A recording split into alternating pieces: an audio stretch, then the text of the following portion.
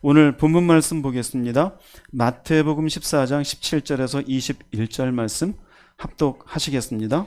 제자들이 이르되 여기 우리에게 있는 것은 떡 5개와 물고기 2마리 뿐이니이다. 이르시되 그것을 내게 가져오라 하시고 무리를 명하여 잔디 위에 앉히시고 떡 5개와 물고기 2마리를 가지사 하늘을 우러러 축사하시고 떡을 떼어 제자들에게 주시매 제자들이 무리에게 주니 다 배불리 먹고 남은 조각을 12바구니에 차게 거두었으며 먹은 사람은 여자와 어린이 외에 5,000명이나 되었더라. 네, 우리가 알고 있는 이른바 오병이어의 기적 말씀이 되어집니다. 마태, 마가, 누가, 요한복음, 사복음서에 예수님이 일으키신 많은 이적들이 있는데 그 이적 가운데 사복음서 모두에 기록되어져 있는 이적은 딱 하나입니다. 바로 오병이어의 기적이 되어집니다. 마태, 마가, 누가, 요한 모두가 볼 때 오병의 기적은 너무나 신비롭기도 하고 또한 이 기적을 통해서 본인들이 나중에 이 글을 읽을 사람들에게 전해질 교훈이 너무나 크기에 모두가 성령의 감동하심 가운데 기록되었다고 볼 수 있습니다. 또 우리도 교회를 일주일만 나와도 사실 예수께서 보리떡 5개와 물고기 2마리로 5,000명을 먹이셨다는 이야기는 건너서라도 들을 수밖에 없는 말씀이 되어집니다. 그러나 막상은 과연 이 말씀이 우리들에게 주는 교훈이 무엇인지에 대해서는 우리는 깊이 있게 생각하지 못했던 것 같습니다. 그죠? 주님께서 사람들을 먹이셨는데 말도 안 되는 방식으로 먹이셨다. 그분은 능력이 크시다. 이걸로 딱 지나가는 것 같습니다. 오늘 이 말씀을 통해서 오병이어가 우리에게 주는 교훈이 무엇인가 이 말씀을 나누고자 합니다. 이 말씀에 등장하는 등장인물들 중심으로 말씀을 나누고자 합니다. 먼저는 이곳에 모여있는 사람들입니다. 이 사람들은 먼저 앞에 본문 보시면 여기 보면은 여자와 어린이 외에 5,000명이라 그럽니다. 다른 마태복음 말고 다른 곳에는 남자라고 정확히도 기록되어 있습니다. 그러면 남자들만 5,000명이면 여자와 아이들 또 노인분까지 다 포함하면 최소한 몇 명 될까요? 최소한 안 잡아도 무조건 10,000명 이상이 되어집니다. 그러면 10,000명 이상 되어지는 수많은 사람들이 모여서 예수님 앞에 있습니다. 과연 이 사람들에게 또 이 사람들을 통해서 우리가 받는 영적인 교훈은 무엇인지 좀 보겠습니다. 사람들 먼저 이 오병의 기적이 시작될 때 어떻게 시작이 되냐면요. 마태복음 14장 14절 말씀 읽어보겠습니다. 예수께서 나오사 큰 무리를 보시고 불쌍히 여기사 그 중에 있는 병자를 고쳐 주시니라. 마가복음 6장 34절입니다. 예수께서 나오사 큰 무리를 보시고 그 목자 없는 양 같음으로 인하여 불쌍히 여기사 이에 여러 가지로 가르치시더라. 네, 마태복음에는 병자를 고쳐주시는 모습으로 시작이 돼요. 마가복음에서는 이들에게 말씀을 가르치시는 것으로 시작이 돼요. 그럼 두 개 틀린 걸까요? 사실은 같아요. 마태의 입장에서 마가의 입장에서 각각의 중요하게 여겼던 부분들을 기록하고 있을 뿐입니다. 즉 예수께서는 사람들에게 말씀을 가르치시고 그 10,000명 되는 사람 가운데 병자들은 또한 그 병을 고쳐주시면서 이들에게 당신이 누구인지를 충분히 말씀으로 전하고 기적으로 알려주셨어요. 이렇게 그들을 말씀으로 가르치시고 병자를 고치시는 가운데 시간이 흐르고 그리고 저녁이 되어서 이제 저녁 때가 되어서 이들을 보내야 되는데 그냥 보낼 수 없구나 라고 해서 시작되어진 것이 바로 오병이어의 기적이 되어져요. 자, 그러면 이렇게 고쳐주고 말씀을 가르치시고 많은 사람들이 이 사람들이 어디에서 먹을 데가 없는데 결국은 먹게 되어져요. 요한복음 6장 12절 13절 읽어보겠습니다. 그들이 배부른 후에 예수께서 제자들에게 이르시되 남은 조각을 거두고 버리는 것이 없게 하라 하심으로 이에 거두니 보리떡 5개로 먹고 남은 조각이 12바구니에 찼더라. 우리가 알다시피 보리떡 5개와 물고기 2마리밖에 없었어요. 근데 이 10,000여 명 되는 사람들이 다 배불리 먹고 몇 바구니가 남았어요? 12바구니까지 남았어요. 이렇게 기록되어 있는 건 다른 사람들도 알까요? 모를까요? 알아요. 그러면 주님의 말씀을 들었고 병자도 고침받았고 말도 안 되는 보리떡 5개와 물고기 2마리로 자기 배도 부르고 12광주리가 남았다라는 사실을 경험했다라는 것은 이분이 보통 분이 아니죠. 그죠? 이분의 말씀으로 우리가 이 사람들 틈바구니 있다라면 이분을 뭐라고 봐야 될까요? 뭐라고? 누구라고 봐야 될까요?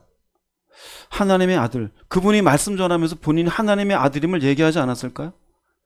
구세주임을 얘기하지 않았을까요? 물론 정확하게 말씀으로 가르쳤다 그러지 그 안에 내용은 어떤 건지는 기록되어 있지 않아요. 그러나 우리가 복음서의 다른 내용으로 보면 예수께서 늘상 말씀하셨어요.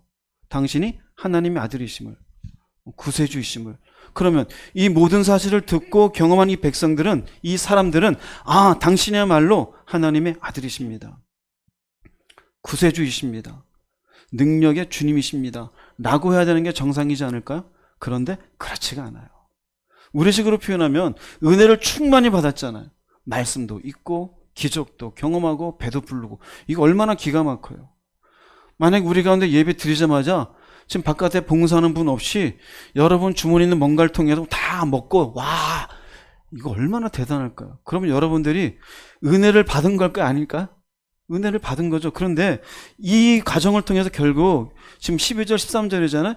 예수를 바라보는 눈길을 한번 볼게요. 14절 15절 말씀 읽어보겠습니다. 그 사람들이 예수께서 행하신 이 표적을 보고 말하되 이는 참으로 세상에 오실 그 선지자라 하더라. 그러므로 예수께서 그들이 와서 자기를 억지로 붙들어 임금으로 삼으려는 줄 아시고 다시 혼자 산으로 떠나가시니라. 네, 당시 이스라엘은 주권을 잃어버리고 로마의 압제하에 있었습니다. 이 로마의 압제에서 해방하고자 하는 열망이 이들에겐 가득했어요. 예수께서 오셔서 말씀을 가르친 것이 정치적인 메시지였을까요? 아니잖아요. 이들이 병자를 고친 것이 이 땅에서의 임금들, 왕들이 할 수 있는 일이었을까요? 아니잖아요. 이들이 눈으로 자기 배로 확인했던 것이 사람이 할 수 있는 일이었을까요? 보리떡 5개, 물고기 2마리? 그런데 이들은 뭐라고 생각합니까? 이 예수는 우리를 이 정치적인 압제에서 해방시켜줄 리더자로 생각하고 있어요. 예수께서 이 사람들 봐라, 내가 그렇게 말씀을 전하고 나를 증명해 주었어도 나를 왕으로 삼으려는구나. 기뻐하시는 게 아니라 오히려 혼자 어디로 올라갑니까? 산으로 떠나가요. 이게 뭘까요? 사람들이 자신을 바라보는 게 온전하게 보고 있어요? 그렇지 않은 거예요. 그렇지 않은 거예요. 여전히 어디에 있습니까? 땅에 있어요. 세상에 오실 그 선지자라. 말씀을 들었음에도 불구하고. 이렇게 예수께서 산으로 올라가시고 제자들은 배를 타고 가버나움으로 떠나갑니다. 다음날 되어서 이 저녁이에요. 저녁이 돼서 예수님은 기도하시고 제자들은 배 타고 가버나움 가고 다음날 이 사람들이 또 옵니다. 와봤더니 예수님도 안 계시고 제자들도 없어요. 이 사람들이 어떻게 하는지 아세요? 예수님 찾아 나섭니다. 그 예수님 찾아 나설 때 은혜가 가득해서 은혜 받고 싶어서 찾았을까요? 그럴 것 같죠. 메시아시여 어디 계십니까? 그럴 것 같죠. 그렇지가 않아요.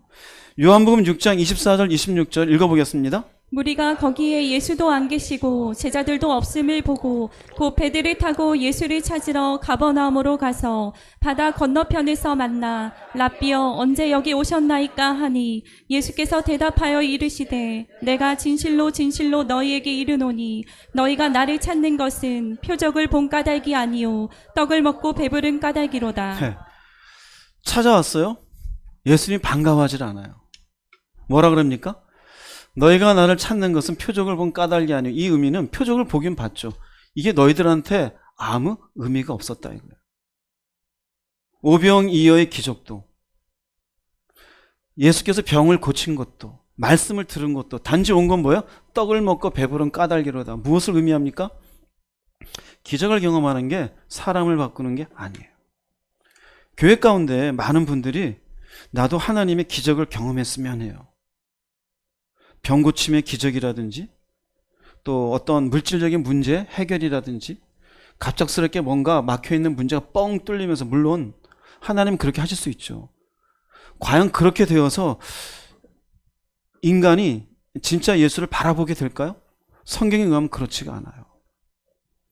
여기도 사람들이 예수께 나와서 말씀도 들었어요. 근데 그 모든 기적을 경험했음에도 불구하고 그들은 늘상 떡을 먹고 배부른 것.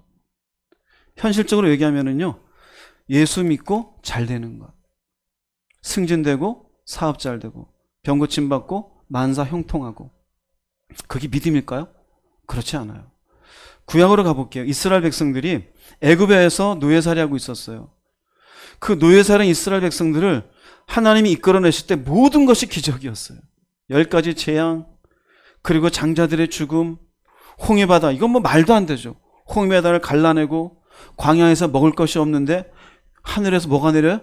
만나가 내려서 배부르고, 고기가 없으니까 뭘 주셔요? 메추라기를 보내. 이게 전부 뭘까요?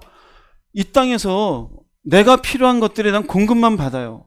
심지어 아말렉과 전쟁이 있는데 말도 안 되죠. 해가 멈추어서 전쟁에 이기게 만들어요. 그 모든 걸 경험했음에도 불구하고 이스라엘 백성들이, 애굽에서 나온 그 1세대 이스라엘 백성들 믿음이 아주 좋았죠? 그렇지가 않아요. 그렇지가 않아요. 하나님의 마음을 여러 번 실망시켜요. 심지어 하나님이 이 백성을 진멸하겠다라는 마음까지 몇 번 갖게 되어져요. 기적이 사람을 바꾸는 게 아니에요. 교회 안에서 가끔 가다 정말로 나도 그런 기적을 해요. 기적은 아무것도 아니에요. 기적이 중요한 게 아니에요. 사람을 바꾸는 것은 오직 말씀입니다. 말씀이 사람을 바꾸지 기적이 사람을 바꾸는 것이 아니에요. 이 예수님께 나왔던 사람들이 전부 다 몇 명이라고요? 최소한 10,000명이잖아요. 이 10,000명의 사람들이 결국 기적을 경험했어도 수준이 떡을 먹고 배부른 수준이었어요. 우리는 어떻습니까? 말씀을 같이 듣고 때로는 이런저런 은혜를 경험함에도 불구하고 여전히 이 땅에서의 배부른 것들만을 소망하고 있지 않습니까? 그러면 이 사람들과 동일하게 예수를 바라보는 시선이 잘못된 거예요. 올바른 믿음의 사람이 아닙니다. 이 사람들에게서 볼 수 있는 모습이에요. 두 번째는 제자들을 보겠습니다. 제자들은 예수님이 친히 택하시고 남들이 듣지 못하는 주님의 말씀을 친히 듣기도 하고 가르침을 받고, 심지어 여기 있는 사람들이 경험한 기적 이외에도 수많은 기적들을 이미 경험한 제자들이에요. 이 제자들은 어땠을까요? 마가복음 6장 35절 37절 읽어보겠습니다. 때가 저물어가매 제자들이 예수께 나와 여짜오되 이곳은 빈 들이요 날도 저물어 가니 무리를 보내어 두루 총과 마을로 가서 무엇을 사 먹게 하옵소서. 대답하여 이르시되 너희가 먹을 것을 주라 하시니 여짜오되 우리가 가서 200데나리온의 떡을 사다 먹이리이까. 네, 해가 저물었습니다. 그 제자들이 하는 말은 사람들 이제 보냅시다. 마을로 가서 각자 알아서 사 먹게 해주십시오. 예수님이 얘기합니다. 야, 니네들이 먹을 걸 줘. 지금 뭔 소리 하십니까? 우리가 가서 200데나리온의 떡을 사다 먹입니까? 200데나리온, 1데나리온은 노동자 하루 품삯이에요. 10만 원 치면은 200데나리온이면 2천만 원이에요. 15만 원으로 요새 조금 올랐죠? 15만 원 치면은 얼마가 될까요? 3천만 원이에요. 제자들이 현금 3천만 원을 들고 다닐까요? 그 정도면 뭐 재벌집이죠. 그렇지가 않아요. 그러니 묻는 거예요. 아니 그럼 우리가 200데나리온의 떡을 이 사람들이 어떻게 갖다 먹입니까? 즉 그 말은 이 사람들을 붙잡고 가서 너희가 먹을 것을 주라는 게 이게 말이 됩니까? 이렇게 묻는 거예요. 제자들이 하는 말입니다. 예수께서 여기선 이렇게 얘기하시고 200데나리온의 떡을 사다 먹으니까 이 말을 하고 예수께서 안드레에게 너는 좀 가서 좀 뭔 좀 알아봐라 그랬는데 어떻게 하냐면 그때 이제 물고기하고 보리떡 얘기가 나오는 거예요. 마태복음 14장 16절 17절 읽어보겠습니다. 예수께서 이르시되 갈 것 없다. 너희가 먹을 것을 주라. 제자들이 이르되 여기 우리에게 있는 것은 떡 5개와 물고기 2마리 뿐이니이다. 여기 보세요. 떡 5개와 물고기 2마리 뿐이니이다. 자, 그럼 조금 전에 본 마가복음 말씀과 마태복음 말씀, 제자들의 모습을 보면은 결국 이들은 예수님이 요구하시는 어떤 합당한 대답을 하고 있습니까? 전혀 그렇지 않죠. 어떤 모습인 것 같아요? 지극히 이성적이고 현실적이죠. 조금 전에 말씀드렸다시피 이 제자들은 특별히 하나님의 은혜 가운데 제자로 택함받은 사람들이잖아요. 주의 말씀을 특별히 가르침 받았고 수많은 말씀들을 이미 들었던 사람들이에요. 이 사람들의 모습은 지금 이성적이고 현실적인 모습이에요. 이성적인. 따지는 거예요. 생각해봐. 200대 내로는 있어야 다 먹일 텐데 저 선생님 어떻게 우리 보고 먹이라 그러지? 말도 안 된다 이거예요. 이게 뭘까요? 은혜도 경험하고 기적도 경험했는데 누구를 의지하지 못해요? 주님. 이들이 놓치는 게 있어요. 여기에 주님이 계시다라는 거. 자신들이 지금까지 자기의 모든 일상을 놓고 따라다닌 이 주님이 누구신지에 대한 온전한 믿음이 없는 거예요. 자, 조금 전에 사람들은 은혜를 받았어도 자기의 현실적인 이익만을 생각했어요. 배부른 것. 제자들은 그렇게 은혜를 받았어도 자기의 이성적인 논리 안에 갇혀 있는 거예요. 한계가 있어요, 없어요? 성숙한 제자라고 말할 수 있어요, 없어요? 말할 수 없어요. 근데 교회 안에도 그래요. 교회 수십 년 다녔는데 늘 자기의 논리만 따져요. 이성적이고 현실적인 계산이 빨라요. 예배 때 은혜는 많이 받아요. 그런데 막상 삶에 문제가 생기면 여기에 계산만 해요. 누구는 놓치고 있어요? 주님은 놓치고 있어요. 뭘 들었냐고요? 뭘 봤냐고요? 물어보면 또 다 똑같아요. 제자들에게 가서 주님께서 여러분들의 기적을 일으키신 것을 눈으로 봤습니까? 아멘 할 거예요. 주님이 주신 말씀을 다 믿습니까? 아멘 할 거예요. 우리도 똑같아요. 근데 막상 이런 우리의 현실 앞에, 그러면 그 현실의 문제 앞에 여러분들은 어떻게 주님을 생각하십니까? 라고 하면은 그건 그거고 생각해 보라고. 어떻게 1만 명 되는 사람을 요것 가지고 먹일 수 있겠냐고. 지금 저녁이 되었으니 당연히 각자 마을로 돌아가서 사람들이 사 먹게 만들어야지. 여기에 계속 해는 지는데 모여있게 하는 게 말이 되냐고. 인간적으로는 말이 돼요. 교회 안에도 보면은요, 논리만 따지는 사람이 있어요. 계산만 얘기해요. 30년 다니고 20년 다니고 은혜를 받았다는 사람이 어디에 머물러 있을까요? 제자들처럼 미성숙한 신앙에 머물러 있어요. 교회를 다니고 그래서 은혜를 받았어도 은혜를 아무리 받았다 그래도 이 사람이 성숙한지 미성숙한지 알 수 있는 것은 미성숙한 사람 항상 자기의 이성과 현실적인 계산이 먼저예요. 그의 입에서 먼저 하나님이 안 나와요. 주님의 능력이 나오질 않아요. 하나님에 대한 신뢰가 없어요. 늘상 생각해보니, 따져보니 이런 상황에 이렇게 만든 거지 말도 안 돼. 인간끼리 말이 돼요. 그러나 신앙 안에서는 미성숙한 모습이에요. 제자들이에요. 여러분 자신을 보시기 바랍니다. 사람들의 모습, 제자들의 모습. 인간이 인간으로 볼 때는 다 이해가 돼요. 그러나 주님 편에서 볼 때는 사람들은 사람들대로 나를 알아주지 못하는도다. 제자들은 제자들대로 도대체 너희들은 도대체 나한테 뭘 배운 거냐. 미성숙함에 지나지 않아요. 깨닫는 여러분 되시기 바랍니다. 그 다음에 세 번째로 등장하는 사람이 있어요. 이름은 나오지 않는데 도시락을 내놓은 아이가 있어요. 요한복음 6장 9절 말씀 읽어보겠습니다. 여기 한 아이가 있어 보리떡 5개와 물고기 2마리를 가지고 있나이다. 그러나 그것이 이 많은 사람에게 얼마나 되겠사옵나이까. 사람이 많아요. 몇 명이나 된다고요, 최소한? 그런데 한번 생각해 봅시다. 이 1만 명 되는 사람 가운데 이 보리떡 5개, 물고기 2마리, 물론 도시락이 다 똑같을 순 없지만 먹을 걸 싸갖고 오는 사람이 이 아이 한 명일까요? 어떻게 생각하세요? 아이 한 명일까요? 그렇지 않죠. 우리도 하다못해 야외배 갑시다 가다 보면은 빈손 오는 사람도 있지만 그 차 안에서 먹으려고 싸우는 사람도 있잖아요. 그죠? 한두 명일까요? 나만 싸울까요? 하물며 여기 10,000명이나 되어져요. 더구나 이 어머니가 이 도시락을 싸줄 때는 그곳에 가서 배고프면 이렇게 먹으라 미리 생각하고 싸준 거잖아요. 그렇게 지혜롭게 싸준 어머니가 한 명뿐이었을까요? 그죠? 그럼 또 한번 물어볼게요. 이 제자가 지금 가지고 있잖아. 한 아이가 있어. 5개와 보리떡 5개, 물고기 2마리를 가지고 있나이다. 이거 아이에게서 도시락을 뺏었을까요? 갖고 와 임마. 주님의 말씀을 다 듣고 난 뒤에 기적을 다 본 뒤에 야, 이 자식이 갖고 와. 나중에 갚아줄게. 안드레가 그랬을까요? 그러면 아이가 자원해서 내놓았을까요? 어느 쪽일 것 같아요? 자원해서 내놓았겠죠. 주님이 뻐젓이 지금 계시는데 이걸 뺏을 수는 없잖아요. 뺏으면 난리 나죠. 뭐 앵앵 울고 얘 뭐 삼촌 아버지 다 달라붙을 거 아니에요.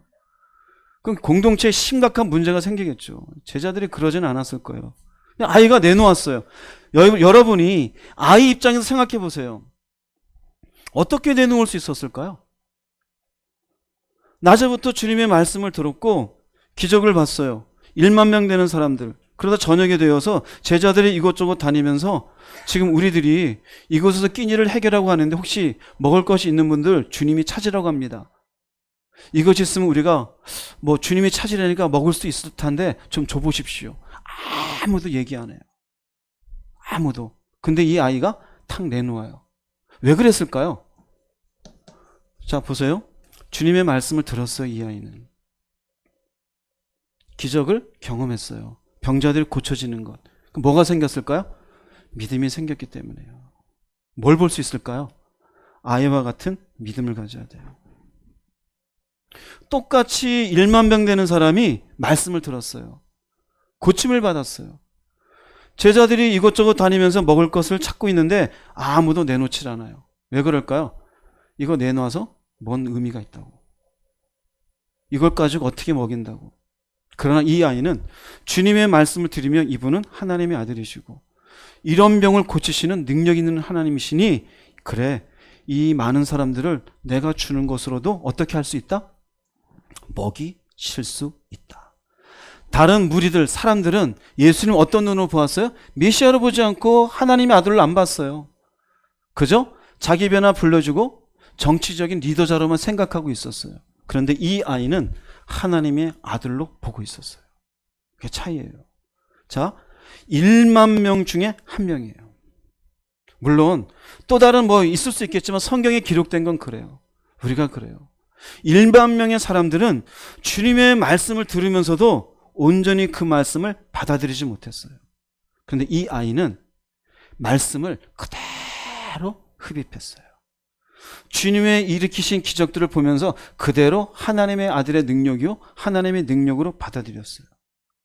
그래서 성경은 우리들에게 뭐라고 말씀하시냐면 마가복음 10장 15절 말씀 읽어보겠습니다. 내가 진실로 너희에게 이르노니 누구든지 하나님의 나라를 어린아이와 같이 받들지 않는 자는 결단코 그곳에 들어가지 못하리라. 네, 어린 아이와 같이 주님의 말씀을 받아들이래요.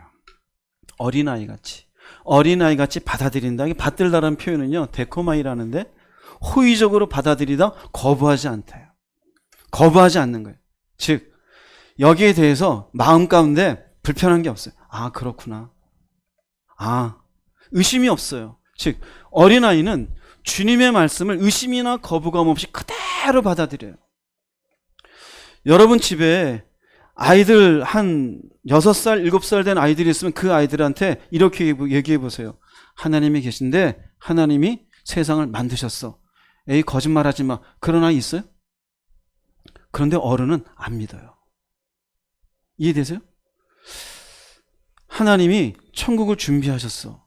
지옥도 있고 인간은 죽어서 천국에 갈 수도 있고 지옥에 갈 수도 있어. 너는 꼭 천국 가자. 나 갈 거야. 그런데 죽어봐야 알지. 이런 애 있어요? 6살 된 애가 아빠가 그 얘기하니까 눈 동그랗게 뜨고 아빠가 어떻게 알아. 죽어봐야 알지. 그런 자녀 있으면 빨리 병원 데리고 가세요. 그 문제 많아요. 그런 애 없어요. 그럼 뭐라 그럴까? 애가 눈이 동그래져. 난 어디 안 갈래? 난 지옥 안 갈래. 어떻다는 거예요? 의심이 없어요. 거부감이 없어요. 자, 어린아이같이 받아들이는 말을 여러분들이 어려워하는 말 중에 하나로 한번 표현해 볼게요. 너희는 먼저 그의 나라와 의를 구하라. 그리하면 이 모든 것을 너에게 더하시리라. 인간은, 어른은 어떻게 생각해? 말도 안 돼. 먼저 그의 나라 의를 구하라고? 일단 내 먹고 살 것 찾아봐야지. 그래요, 안 그래요? 뭐가 있어요? 거기에 대해서 거부감이 생기잖아요. 근데 아이는 어떻게 해요? 아, 그렇구나. 먼저 그분의 나라와 의를 구하면 하나님 주시는구나. 어떻게 됩니까? 그대로 받아들여요. 여러분이 왜 믿음의 어떤 성숙이 없는지 아십니까? 저렇게 데코마이 하지 않아서 그래요. 회의적으로 들어요. 말씀이 지금도 선포되면은 이 말씀에 내가 가지고 있는 논리와 상식과 경험으로 딱 따져요. 저 말은 아닌 것 같은데? 아니, 성경 말씀인데, 에이, 저건 아니야. 아, 저렇게 살면 될 것 같아. 에이, 그래, 저건 받아들일 만해? 에이, 어떡해. 이게 전부 뭘까요? 자기가 다 필터링을 해요. 온전히 받아들이질 않아요. 그러니 결국 사람들과 같은 믿음 상태가 되는 거예요. 온전히 예수를 믿음의 대상으로 보지 못해요. 제자들과 같이 온전히 그렇게 좋은 말씀을 들었음에도 불구하고 겨우 현실적이고 이성적인 수준에 머물게 되어져요. 그러나 이 아이는 어때요? 철저하게 하나님의 말씀을 그대로 받아들여요. 의심도 없고 거부감도 없이 그렇게 되어질 때, 말씀을 그대로 받아들일 때 이 말씀이 그 속에서 역사하며 그 속에서 이 사람의 인생을 끌어가는 말씀이 됨을 믿으시기 바랍니다. 우리는 자꾸 회의감을 가진다니까요. 그런데 아이는 회의감을 가지지 않아요. 의심을 하지 않아요. 결국 믿음으로 온전히 성장하는 사람과 성숙해지지 못하는 사람의 차이는요, 말씀에 대한 태도에 달려 있어요. 아이와 같이 하나님이 선포하신 말씀을 하나님의 말씀 그대로 받아들일 때 그 말씀이 여러분 속에서 일하시는 줄로 믿습니다. 데살로니가 전서 2장 13절에 그걸 이야기해요. 읽어보겠습니다. 우리가 하나님께 늘 감사하는 것은 여러분이 우리가 전한 말을 받을 때 사람의 말로 받아들이지 않고 하나님의 말씀으로 받아들인 점입니다. 그 말씀은 믿는 여러분 속에서 지금 역사하고 있습니다. 네, 사람의 말로 받아들이는 건 따지는 거예요. 과연 그럴까? 그의 나라와 의를 구하라고? 그럼 더 준다고? 말도 안 되는데? 근심하지 말라고? 너희 염려를 맡기라고? 말이 돼? 내가 해결해야 되는데? 그러니 어떻게 되겠습니까? 믿지를 못해요. 그런데 하나님 말씀 받아들여요. 데코마해요. 조금도 의심이 없어요. 그럼 어떻게 됩니까? 그게 믿음이에요. 그리고 그 속에서 역사예요. 내가 믿음으로 못 사는 건 앉아서 내가 인생 사는 동안 경험한 것, 들은 것, 내 나름의 가치로 자꾸 따지는 거. 아하, 그렇구나. 아, 내가 열심히 해야지 뭐 하나님이 다 해준다고 말도 안 돼. 아, 죽어봐야 알지. 천국이 어디 있고 지옥이 어디 있는지. 하나님 나와 함께 하신다고? 아, 진짜 함께 하는지 뭐 가봐야 알지. 일단은 종교적인 거니까 받아들이긴 하는데 그건 받아들이는 게 아니에요. 결국 그 말씀은 믿는 여러분 속에 믿는다라는 건 받아들이는 거예요. 누구처럼 받아들여요? 어린 아이처럼. 그래서 이 10,000명 가운데 아이가 도시락을 내놓은 건 주님을 향한 어린아이처럼 주님의 말씀을 받아들인 믿음이 있었기 때문에 가능해요. 혹시 모르죠? 이 성경 속에 어머니가 같이 있었는지 없었는지 나오지 않지만 그 어머니도 아이의 도시락을 내어줄 땐 무엇이 있었기에 내놓았을까요? 믿음이 있었기에. 그래, 얘야, 주님께 내어드려라. 성경은 기록되어 있지 않지만 그럴 수 있잖아요. 여러분은 어떻습니까? 주님의 말씀에 대한 태도가 어떻습니까? 여러분의 생각으로 거부감을 가지고 의심을 가지고 회의감을 가지고 있으면 결국 사람들과 간 태도로 그저 예수를 통해 먹는 것만 바라는 인생, 아니면 제자들처럼 늘상 문제만 닥치면 자기의 머리로 계산하고 따지는 이성적인 논리에만 갇히는 수준에 머물 수밖에 없어요. 그러나 아이를 보세요. 그대로 내놓아요. 하나님의 말씀을 가감없이 받아들이는 여러분 되시길 주의 이름으로 축복합니다. 그 다음에 이 아이에서 볼 수 있는 것은 아이가 자신의 도시락을 내놓을 땐 자기는 어떻게 하는 거예요? 자기의 분량을 버리는 것과 똑같아요. 자기의 분량을. 아이들이 자기 손에 쥐고 있는 과자를 너 먹어 하고 내주기 쉬워요? 어려워요? 어려워요. 특별히 어릴수록 본능적인 거에 충실하잖아요. 특별히 먹는 거예요. 아이라고 하면은 쥐고 있다가도 왼손에 비어있는 걸로 누구 걸 쥐고 싶어 하잖아요. 이건 내 거다 이거예요. 그런데 이 아이는 어떻게 해요? 내놓았어요. 그게 뭘까요? 희생이에요. 이 아이에게 볼 수 있는 건 그건 자기 분량이에요. 어머니가 이 아이를 사랑하는 마음으로 정성껏 싸주었어요. 얘야, 어른들하고 같이 있다가 배고프면 이거 꼭 배고플 때 먹어라. 남에게 준 게 아니라 어머니가 자기한테 준 거예요. 그런데 잘 생각해 보세요. 이 아이가 자신의 것을 희생하는 걸 통해 1만 명이 배불리 먹는 무엇이 있었어요? 은혜가 있었어요. 꼭 기억하세요. 희생이 있어야 다른 사람에게 은혜가 흘러가요. 내가 희생하지 않으면 은혜는 여기서 멈추어요. 내가 희생할 때 은혜는 흘러가요. 내가 대가를 치르지 않으면 은혜는 멈춰요. 근데 우린 되게 얘기하죠. 나도 은혜 받았으니 너도 은혜 받아. 아니요. 내가 은혜 받았으니 먼저 어떻게 될까요? 내가 손해보고 수고할 줄 알아야 돼요. 내 것은 안 내어놓고 나도 은혜 받았으니 이건 은혜가 아니에요. 이 아이는 믿음을 가지시고 믿음을 가지고 이 믿음이 그대로 어떻게 됩니까? 희생으로 연결되었어요. 그래서 믿음은 입으로 하는 게 아니에요. 믿음은 내 것을 내놓는 거예요. 그럴 때 내 가정이 살고 내 주변이 살고 하나님의 일들이 펼쳐지는 줄을 믿습니다. 그래서 믿음의 사람이라는 것은 희생을 감수하는 사람이에요. 그런데 우리는 어떻습니까? 절대 감수하지 않죠. 왜 세상에서 기독교인들이 욕먹을까요? 예수는 믿는다는데 움켜쥐고만 있어요. 심지어 다른 사람 것도 가져가려고 해요. 같은 회사에서 뭔가 수고를 안 하려고 해요. 실리적이에요. 자기가 조금 더 시간을 낼 수도 있는데 안 내. 남들이 모를 것 같은데 다 눈에 보이는데 아주 얄밉게 일을 해요. 근데 딱 알고 보니까 교회 다닌대. 1년쯤 지나서 우리 교회 총동원 전도주일이에요. 우리 교회 나오세요. 속에서 욕하죠. 이런 지엔장. 그 교회 지나다녀라 그러죠. 왜 그럴까요? 손해가 없어요. 시간적인 손해, 물질적인 손해, 자기 어떤 정신적인 손해 아무것도 없어요. 그 사람이 과연 믿음의 사람이라 볼 수 있을까요? 없어요. 믿음이 생겼던 아이는 자신의 희생을 할 줄 알았어요.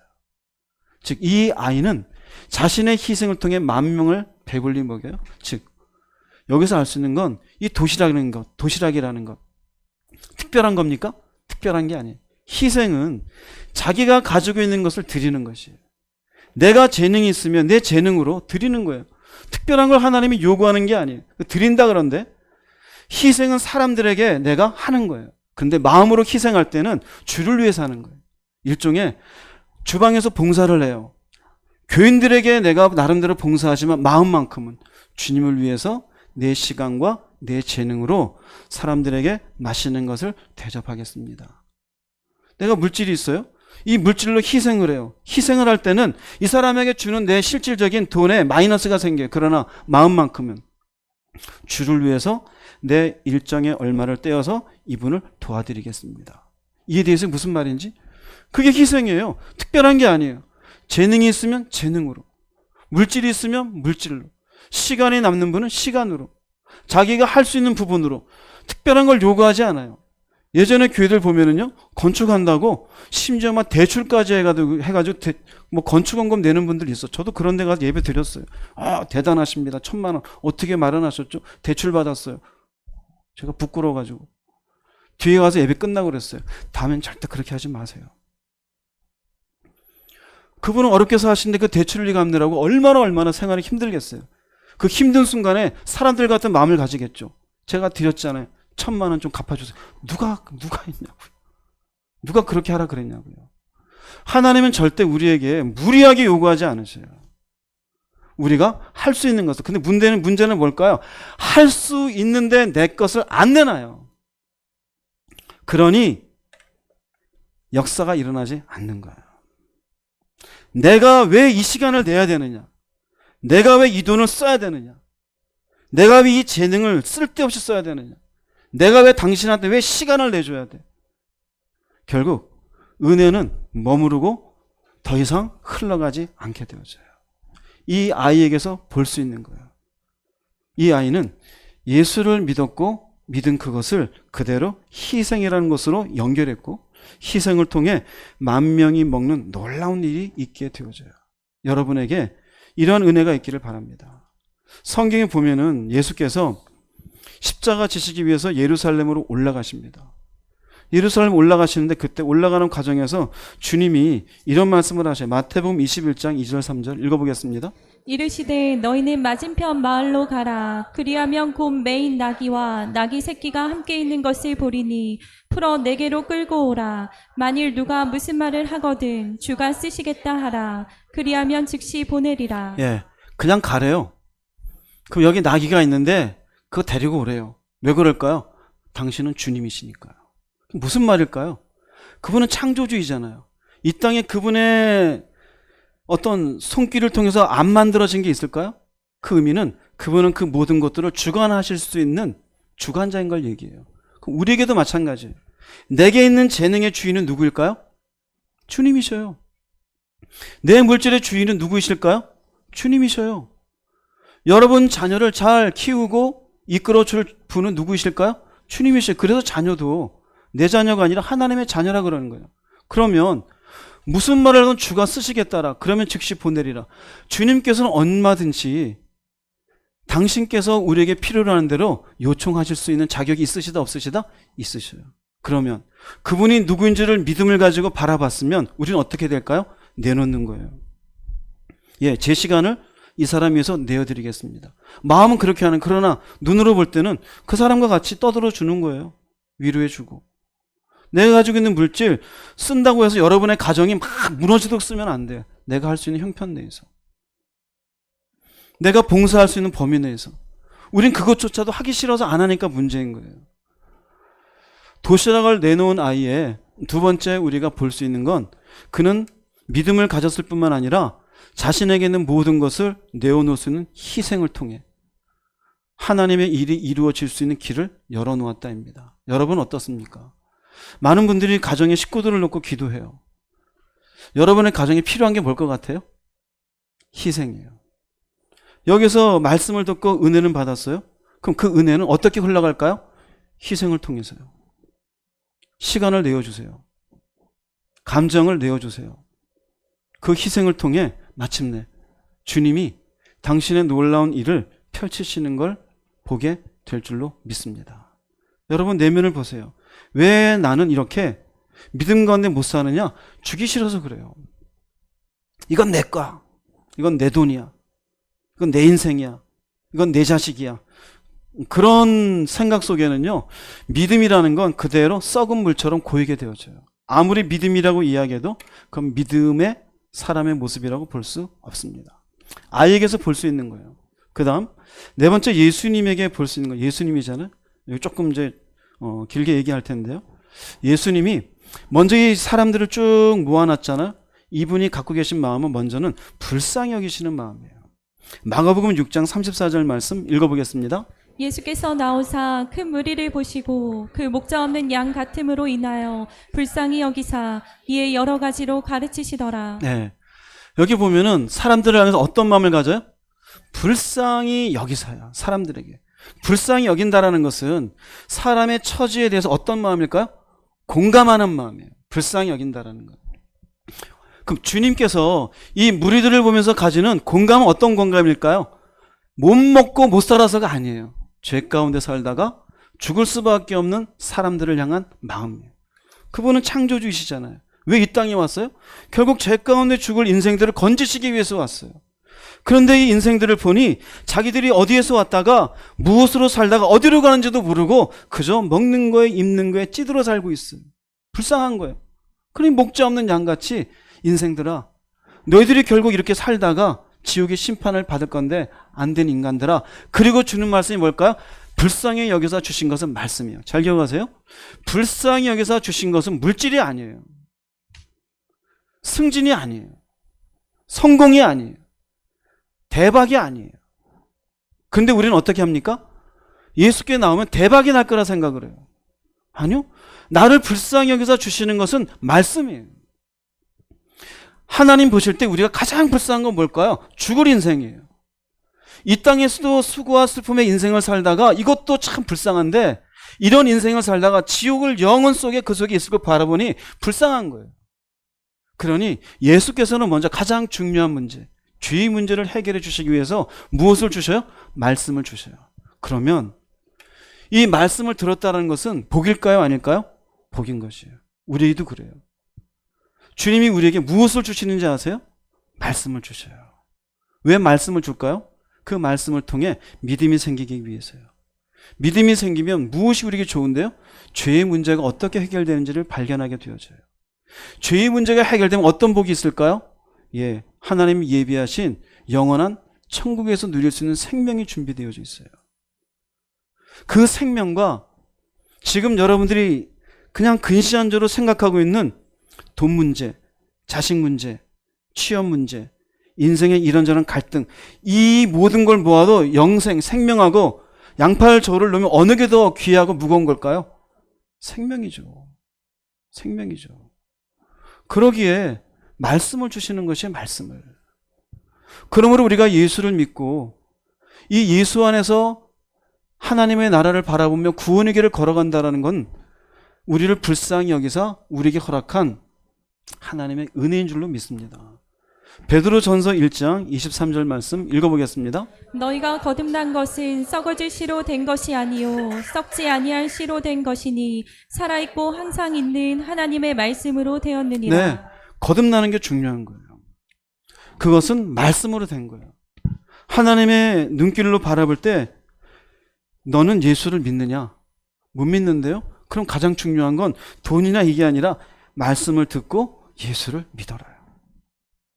그래서 로마서 10장 17절에 믿음은 무엇으로 나고? 들음에서.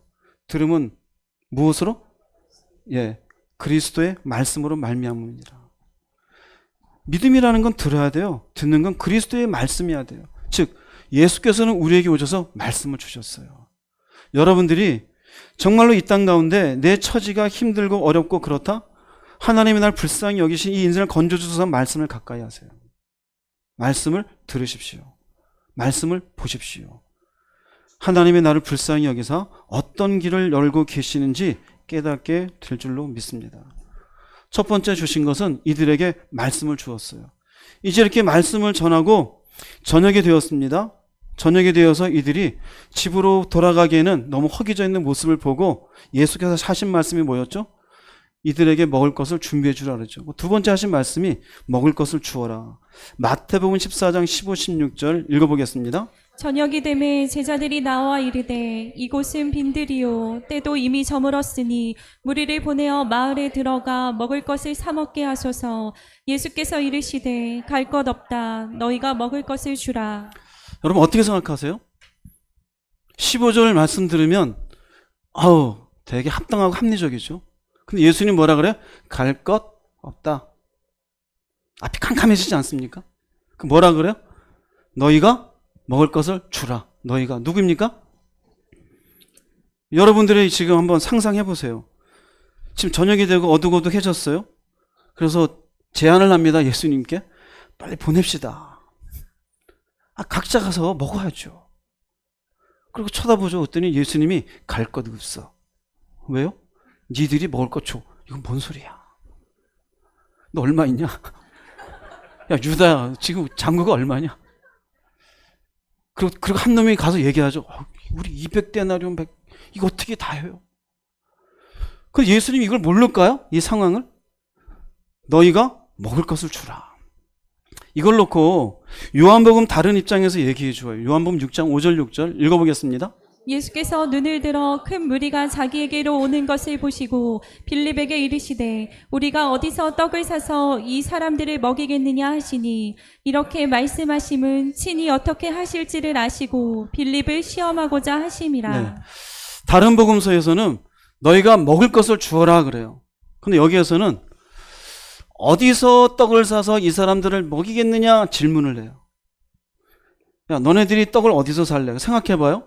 지금도 우리가 한 80여 명 되는 분들 떡을 위해서 당장 뛰쳐나가면 떡 80명분 구하기 쉬워요? 하루 전에 얘기해야 돼요. 근데 여기 몇 명 있다고요? 10,000명분의 떡을 만들고 있는 떡집이 있을까요? 말도 안 되죠. 그죠? 그 당시에 그런 떡집이 세상에 어디 있겠습니까? 근데 예수님 얘기하죠. 어디서 떡을 사서 먹일까? 이 자체가 질문이 돼요, 안 돼요? 제자들에겐 난감하오밖에 안 되는 거예요. 근데 성경은 뭐라고 되어 있어요? 이렇게 말씀하시면 뭐 하기 위해서라고요? 시험하고자 하심이라 그래요. 너희가 먹을 것을 주어라. 어디에서 먹이겠느냐? 즉 이들이 이 질문 앞에 난감해할 것을 안다 모른다? 아신다 이거예요. 이게 뭐예요? 시험이었다. 어떤 시험일까요? 테스트하는 거예요. 뭘 알아보는 거예요? 결국 이런 테스트예요. 주님의 기적과 가르침을 받았던 제자들의 선택을 보고 싶어 한 거예요. 어떤 선택을 할 것이냐? 우리는 늘상 선택이 있어요. 무슨 선택이지 아세요? 항상 계산과 믿음이에요. 돈 필요해. 하나님, 이건 안 돼. 하나님 할 수 있어. 이성적인 계산, 현실을 보는 거예요. 10,000명인데 이 10,000명을 어떻게 먹일까? 믿음이라는 건 여기에 주님이 계시잖아. 이해되세요? 무슨 말인지? 너희가 어떤 선택을 하는지, 즉 답은 전부 다 정해져 있어요. 사람도 있고 지금 여기에 보리떡도 가져왔고 뭐 다 있어요. 어쨌든 있어요. 근데 이 모든 걸 해결하신 핵심적인 요인은 어디에 있을까요? 예수님이에요. 예수님. 그럼 예수님은 지금 처음 만났습니까? 아니잖아요. 말씀도 들었고 병자도 고쳤고 기적도 봤었잖아요. 그럼 이 순간에도 믿음이라면 누구를 봐야 될까요? 예수님 봐야 돼요. 예수님이 그 선택을 하는지 안 하는지 시험하고자 하심이라라는 거예요. 이해됩니까? 무슨 말인지? 그런데 성경이 재밌어요. 이렇게 말씀하시면 친히 어떻게 하실지를 아시고 원본에 보면요. 빌립이 어떤 선택을 할지 알고 계셔요. 즉 믿음의 선택을 하지 않고 이성적인 계산을 할 것을 알고 계셔요. 이 제자들이. 근데 재밌는 건 이들이 결국 이 뒤에 나오는 건 200데나리온이 필요하다 이런 얘기를 해요. 어떻게 먹을 수 있느냐. 근데 그걸 놓고 책망하지 않아요. 왜 그럴까요? 이미 그럴 줄 알고 있었기 때문에. 그러면 예수님은 굳이 알면서도 왜 시험하실까? 사람 약 올립니까? 간 보는 겁니까? 아니요.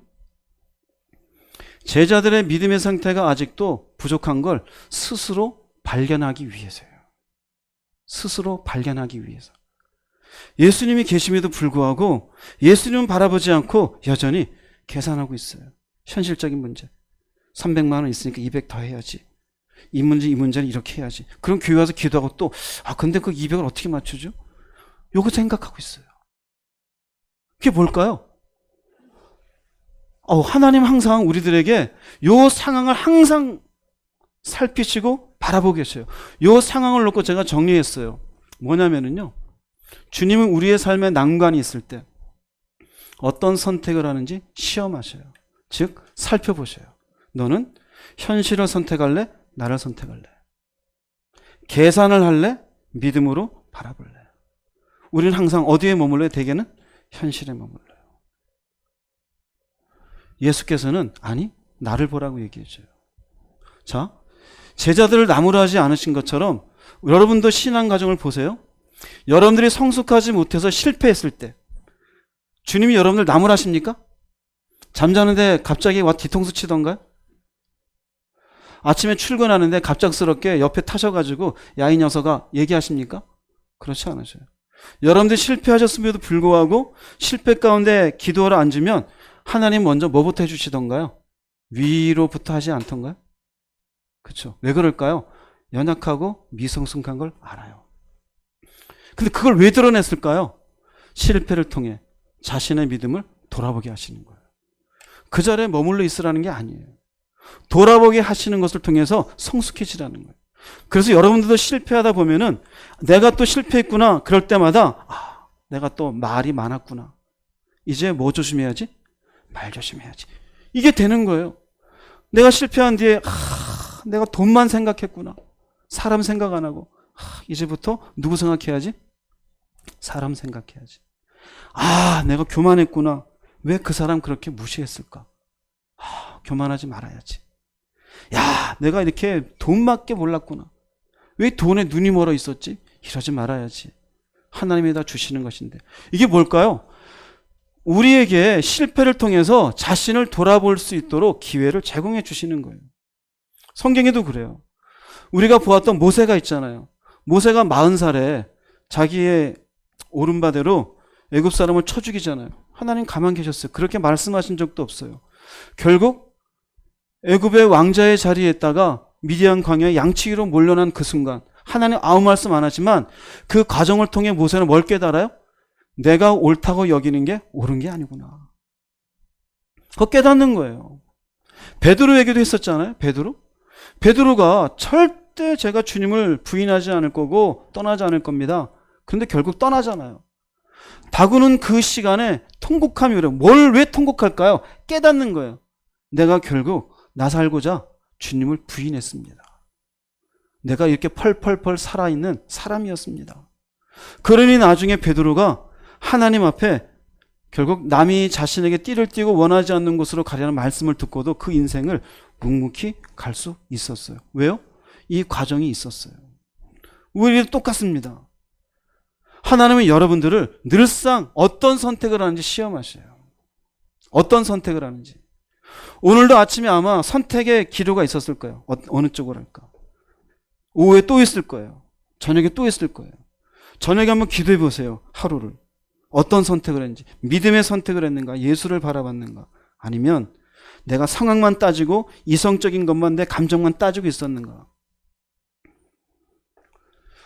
교회를 수십 년 다니고 언제까지 여러분들이 이 시험에서 머물러 있겠습니까?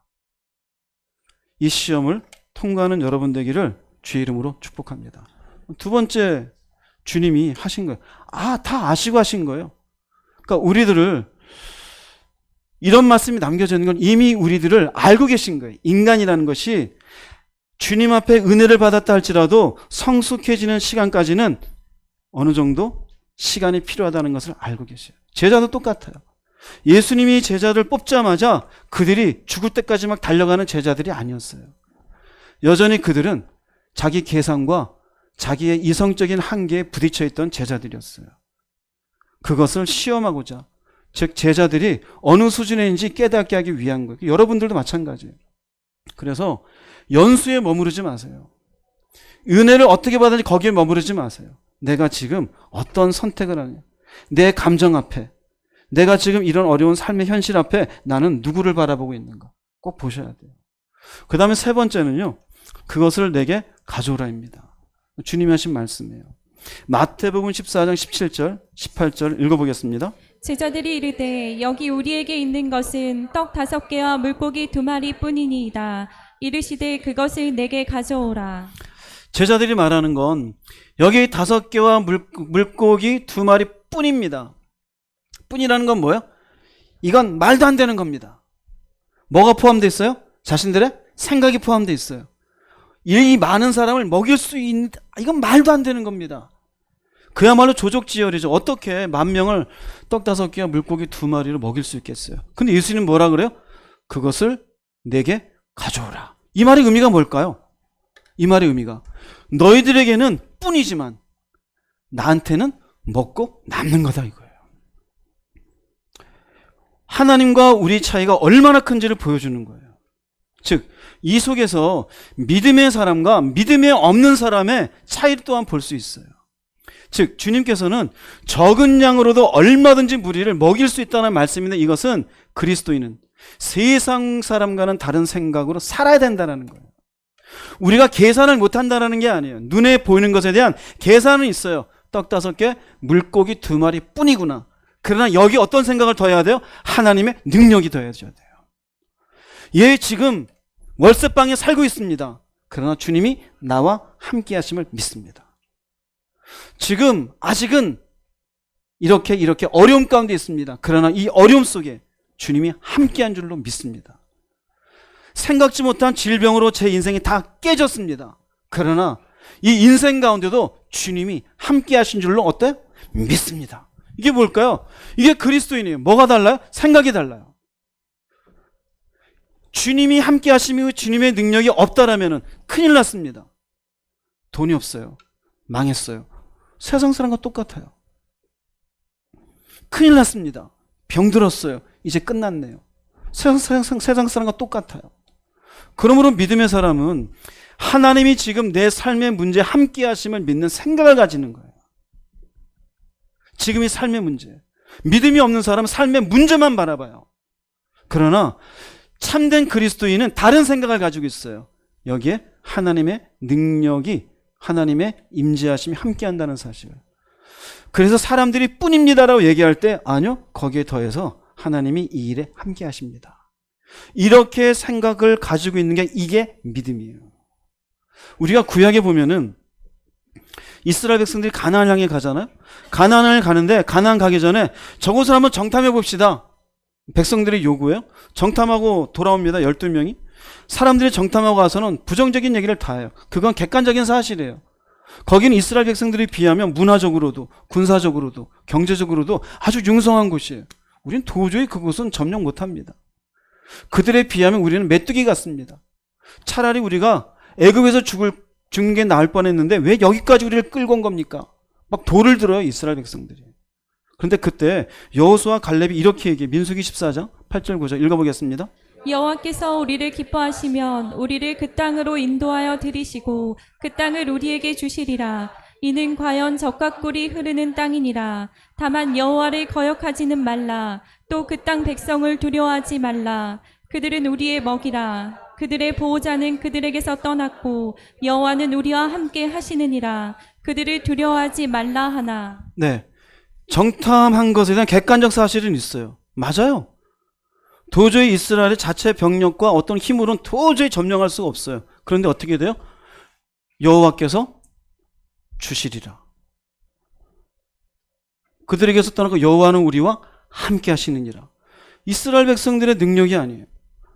그들이 나름대로 정탐하고 돌아와서 판단하고 객관적으로 바라보는 게 틀렸다는 얘기가 아니에요. 그것에 더해서 그러할지라도 하나님이 우리를 주실 것입니다. 그렇게 얘기했어야 맞는 거예요. 지금 우리에게 능력이 없지만 하나님이 우리와 함께 하십니다. 여호수아 갈렙은 이렇게 얘기했어요. 어떻게 됩니까? 자기의 똑똑함으로 못 갑니다 한 사람들은 결국 못 가요. 그러나 우리가 여호와께서 우리에게 주시면 그 땅을 얻을 수 있고 하나님이 함께 한다고 고백한 여호수아 갈렙은 가나안 땅으로 들어가요. 오병이어 기적이 일어나기 전에 예수께서 말씀하셔요. 제자들이 떡 5개와 물고기 2마리 뿐이니이다. 내게로 가져오라. 우리 똑같아요. 하나님, 내 인생이 이러할지라도 주님이 나와 함께 하신 줄로 믿습니다. 누구에게로 가져가요? 주님에게로. 할렐루야. 그 믿음이 필요한 거예요. 그것을 내게로 가져오라. 뭘까요? 우린 믿는다고 하면서 자신의 인생의 불안, 자신의 인생의 어떤 결핍, 이것에 하나님이 관심 가지고 함께 하신다는 사실에 대한 신뢰가 없는 게 문제예요. 그것을 해결할 수 있기 바랍니다. 그래야 그분이 여러분의 인생을 결국 이스라엘 백성을 가나안 땅으로 인도해 드린 것처럼 여러분의 인생을 하나님 당신이 예비해 놓으신 저 하늘나라로 인도해 주실 줄로 믿습니다. 세 번째 말씀이에요. 네 번째로 주님이 하신 말씀은 제자들에게 무리지어서 앉게 하라입니다. 무리지어서 앉게 하라. 누가복음 9장 14절 15절 말씀 읽어보겠습니다. 사람들은 남자들의 수만 약 5,000명 정도 되었습니다. 예수님께서 제자들에게 사람들을 50명씩 무리지어 앉게 하여라 하고 말씀하셨습니다. 제자들이 예수님의 말씀대로 사람들을 앉게 하였습니다. 여기 남자들만 5,000명이잖아요. 그럼 여자들, 노인, 아이들 합치면 최소한 몇 명이라 그랬죠? 1만 명이죠. 근데 여기에 50명씩 앉으면은 몇 그룹이 되어져요? 200그룹이 되어져요. 그러니까 그룹으로 50명씩 200그룹을 만들었어요. 왜 이렇게 만들었을까요, 굳이? 뭐 때문에? 뭐 때문에? 생각을 해보세요.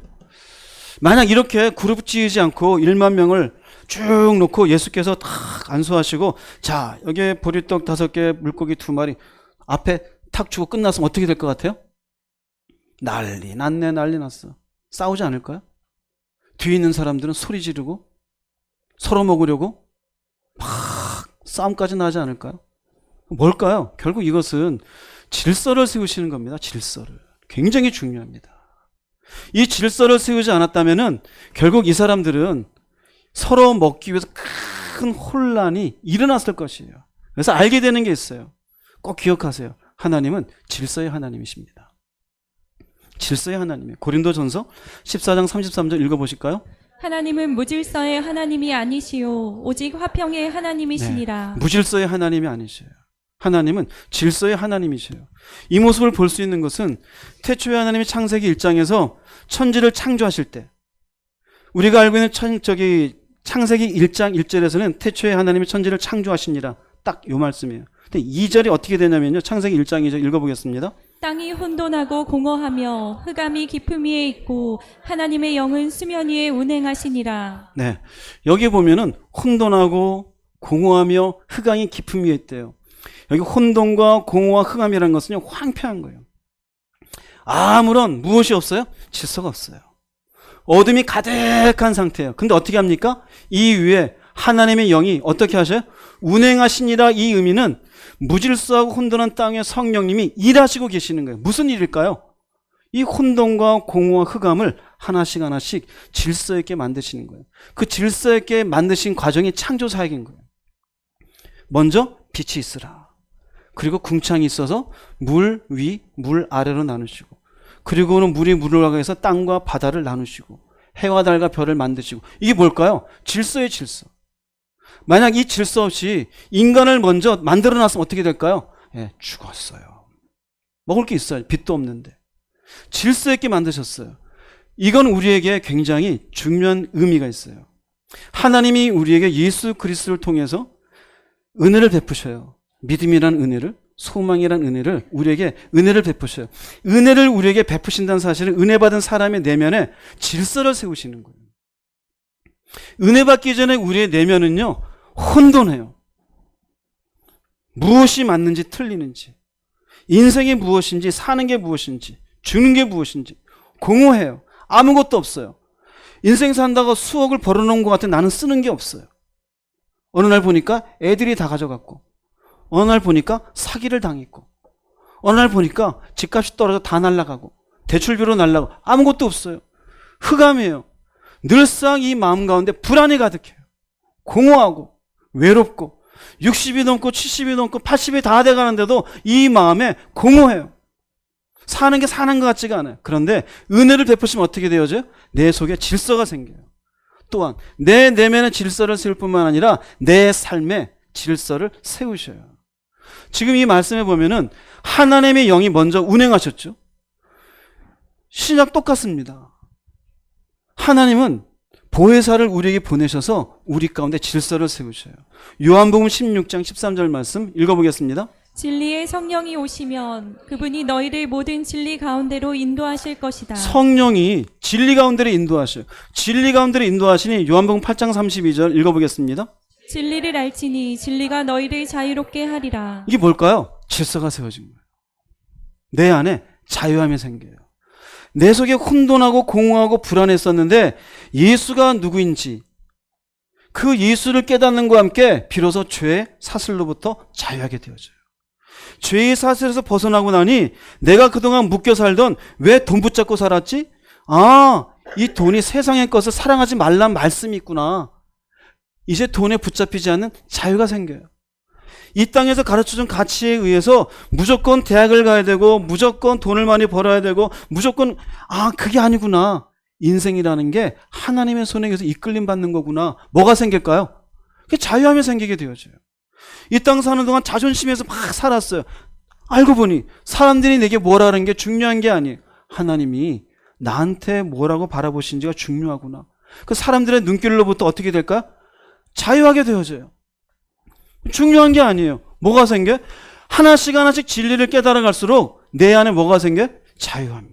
이게 뭘까요? 질서가 세워져요. 또 하나는요, 요한복음, 그 다음에 내 속에, 넘어가 볼게요. 그 다음에 요한복음 14장 27절 말씀 읽어보겠습니다. 평안을 너희에게 끼치노니 곧 나의 평안을 너희에게 주노라. 네, 평안이 생겨요. 내 속에 진리가 들어와서 내 안에 자유함이 생기는 것과 함께, 자유와 함께 내 속에 평안이 생겨요. 하나님은 무질서의 하나님이 아니시라 그러죠. 화평이 뭡니까? 질서가 있을 때 거기에 평안이 있는 거예요. 질서가 없으면 복잡하고 마음이 편하지가 않아요. 여러분이 집에 들어왔을 때 정돈이 이렇게 되어져 있는 가정에 딱 들어오면 마음이 불안합니까? 편안합니까? 근데 들어왔더니 애들이 저기 집어던지고 김치국물 떨어져 있고, 며칠간 설거지 안 했던 설거지통이 막 가득히 있고, 냄새는 쾌쾌해서 환기도 안 돼 있고, 들어오는 순간 마음이 편안하죠? 인간적이다. 그래요? 질서가 다 깨져 있잖아요. 편하지가 않아요. 그래서 질서가 없는 인생도 놀러 갈 때는 깨끗한 데로 가요. 왜? 그건 편안한 줄 알거든요. 그건 편안한 줄 알아요. 깨끗한 데 찾아요. 자긴 그렇게 안 살면서. 10만 원 더 주고라도 깨끗한 데를. 왜 그래요? 본능적으로 평안을 찾아요. 평안은 어디서 오냐면요, 자유하면서 와요. 질서가 세워져야 돼. 그래서요, 말씀으로 내면의 질서가 세워지면 내가 느끼는 정서는 철저하게 자유와 평안이에요. 여러분들이 자유하지 못하는 건 아직 혼란스러워요. 뭐가 뭔지. 여전히 혼란스러운 건 진리를 모르는 거예요. 내가 왜 사는 건지, 내가 여기 왜 묶여 있는지. 심지어 부부가 돼도 뭐하러 남편이 묶여 있어요? 왜 아내한테 묶여 있어요? 왜 자식한테 묶여 있어요? 묶인 건 자유하지 못하는 거예요. 왜 돈에 묶여 있어요? 왜 질병에 묶여 있어요? 왜 자존심에 묶여 있어요? 진리를 몰라서 그래요. 진리를 더 깨달아가면 사라져요. 아, 그렇구나. 아, 그렇구나. 아, 그렇구나. 그러면서 자유와 함께 뭐가 와요? 평안이 와요. 그래. 그래서 예수께서 이 땅에 오셔서 우리 죄를 해결해 주셨구나. 그래. 나는 가리라. 주의 길을 가리라. 평안하게 되어져요. 여러분 속에 있습니까? 무리지어 앉게 하라라고 하면서 먼저 질서를 세우시는 예수님. 왜 예수를 믿게 해요? 자유와 평안을 누리게 하기 위해서. 여러분 내면 속에 질서가 없다면 진리 가운데 가까이 하십시오. 그 다음에 내면의 질서가 만들어지면 어디에 대한 질서가 만들어진다고요? 삶에 대해서. 우리의 삶에. 그 우리의 삶에 질서가 만들어진 게 뭘까요? 말씀 먼저 볼게요. 마태복음 6장 33절 읽어보겠습니다. 그런즉 너희는 먼저 그의 나라와 그의 의를 구하라. 그리하면 이 모든 것을 너희에게 더하시리라. 고린도전서 10장 31절이요. 그런즉 너희가 먹든지 마시든지 무엇을 하든지 다 하나님의 영광을 위하여 하라. 먼저라고 되어 있죠? 먼저. 이게 뭘까요? 이게 질서다. 이거 오더예요. 순서예요. 그럼 이건 뭘까요? 하나님의 영광을 위해서 하라. 이것도 뭘까요? 먼저예요. 먼저. 이게 질서예요. 즉 삶의 질서는 뭐냐면은요, 우선순위 질서예요. 은혜를 받잖아요. 진리 가운데 자유함을 얻었어요. 그럼 우리가 내 삶 속에 걸어가는 동안 뭐가 생기냐면요, 우선순위가 생겨요. 내가 은혜 받기 전에는 공허하고 혼돈하고 흑암 가운데 있을 때는 늘상 뭐를 위해서 사는? 나를 위해 살아요. 내가 좋은 것, 내가 기뻐하는 것. 그런데요, 내 속에 자유와 평안이 생기고 나면요, 하나님이에요. 그래서 주 너희 하나님을 사랑하라라는 게 내 마음에 아멘이 돼요. 아, 하나님. 하나님의 기뻐하시는 것. 아, 하나님. 내가 아니라. 또 하나는요, 하나님의 영광이냐, 내 영광이냐. 하나님의 영광을 위한 것이 먼저가 되어져요. 이제는 내가 하고 싶은 영광, 내가 받고 싶은 영광이 먼저였는데 아닌 게 되어져요. 이게 순서예요, 순서. 이제는 내 뜻이었어요. 이제는 하나님의 뜻이 되어져요. 이건 하나님의 기뻐하신 뜻. 하나님께서 원하시는 것. 내가 아무리 하고 싶어도 먼저 당신의 뜻대로 하겠나이다. 질서예요, 질서. 그 다음에는요, 말씀대로 할 것이냐, 내가 옳은 대로 할 것이냐. 내 생각에 내가 맞아요. 그런데 하나님 말씀 앞에 맞냐 이거예요. 아, 하나님 말씀에 맞지 않구나. 그렇다면은 말씀을 먼저 해야지. 이게 뭘까요? 이게 순서예요. 은혜가 들어오고 나면은 여기 보세요. 내가 내 중심으로 살던 인생에서 하나님을 중심의 인생으로 질서가 재편돼요. 하나님은 먼저 우리에게 질서가 있기를 원하셔요. 이 질서가 잡혀야 은혜를 받아도 은혜의 인생을 살아갈 수가 있어요. 예수께서 사람들로 하여금 50명씩 먼저 앉히시고 떡을 사람들에게 나누었지, 떡 먼저 나누어지고 혼란한 가운데 도저히 안 되게 다 뺏어라, 50명씩 나누어라, 그렇게 하지 않았어요. 우리도 똑같아요. 하나님이 은혜를 베푸셔서 그 은혜가 우리의 삶 속에 적용되려면 질서가 있어야 돼요. 삶의 우선순위가 온전히 정해져 있지 않으면요, 항상 혼란이 생겨요. 나를 위해서, 내 영광을 위해, 내 뜻을 위해, 내 오른발을 위해서. 여러분 어떠십니까? 질서 있는 인생입니까? 질서가 세워져 있지 않으면 은혜를 받아도 은혜를 쓸 데가 없어요. 다 나를 위해서 쓰는 인생이 되어지고 말아요. 이것뿐이겠습니까? 또 다른 질서도 내가 세상을 위해 살 것이냐, 하늘을 위해서 살 것이냐, 생명을 위해서 살 것이냐, 죽음을 위해서 살 것이냐. 우리가 하나님 앞에 질서 세울 것이 얼마나 많이 있어요. 그래서 하나님은 질서의 하나님이셔요. 고린도전서 14장 40절 말씀 읽어보겠습니다. 모든 것을 품위 있게 하고 질서 있게 하라. 질서 있게 알아요. 어떠세요? 굉장히 이기적이지 않습니까? 여전히 개인주의적이지 않습니까? 무엇이 여러분 가운데 어떤 질서가 여러분들의 삶 속에 세워져 있습니까? 다 주관적이고 경험적이고 내 나름대로의 가치가 기준되어 있는 거 아닙니까? 그거 버리세요. 여러분의 내면부터 질서를 하나님은 만드시기 원하셔요. 그 다음 삶의 질서를 세우십시오. 그 질서 가운데 하나님의 은혜를 담는 인생으로 살아갈 수가 있습니다. 네 번째 주시는 메시지예요. 무리를 50명씩 나누어서 앉게 하라. 그리고는 은혜를 나누게 하시고 그 은혜가 쏟아지지 않도록 하시고, 그러니 아무런 다툼도 없이 나중에 12바구니나 남게 되어졌어요. 자, 생각해 보세요. 여기까지. 예수님, 사람들, 제자들, 그리고 어린아이, 여러분은 어디에 속합니까?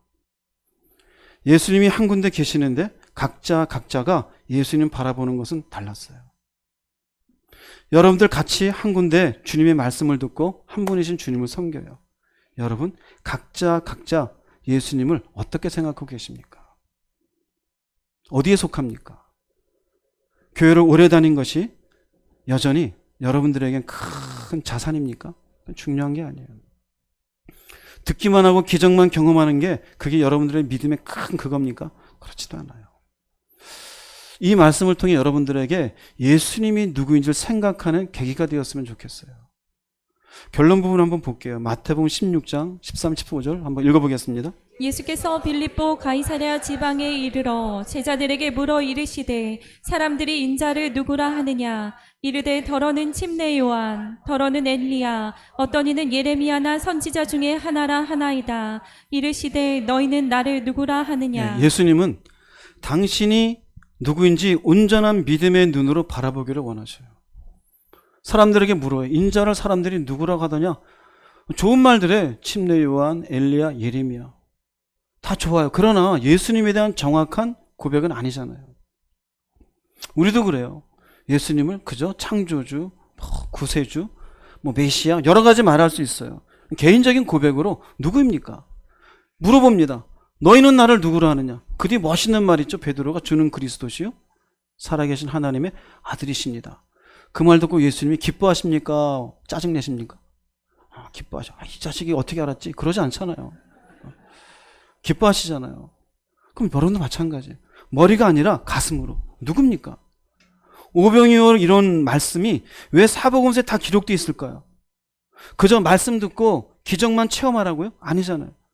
그걸 경험했던 사람들은 그저 떡이나 얻으려고 돌아다녔어요. 제자들이요? 아직까지 미성숙했어요. 그저 이성적이고 현실적인 타산적인 계산만 하고 있어요. 예수님 옆에 계신데도. 우린 그렇지 않습니까? 그리고 예수님은 어떻습니까? 그 과정 가운데 올바른 믿음의 삶이 무엇인지 말씀을 알려주시고 그들의 믿음의 상태를 지적하시고 내게로 가져오라 하시면서 다른 생각을 알려주시며 마침내 사람들을 나누면서 질서를 세우기 위해 오신 분임을 알려주셔요. 여러분들에게 예수는 누구입니까? 그저 추상적이고 개념적인 십자가 지신 예수, 가장 하기 쉬운 얘기죠. 그런데 여러분들이 홀로 가만히 있을 때 예수님, 그 예수는 누굽니까? 실제 여러분의 인생 속에 함께하고 계십니까?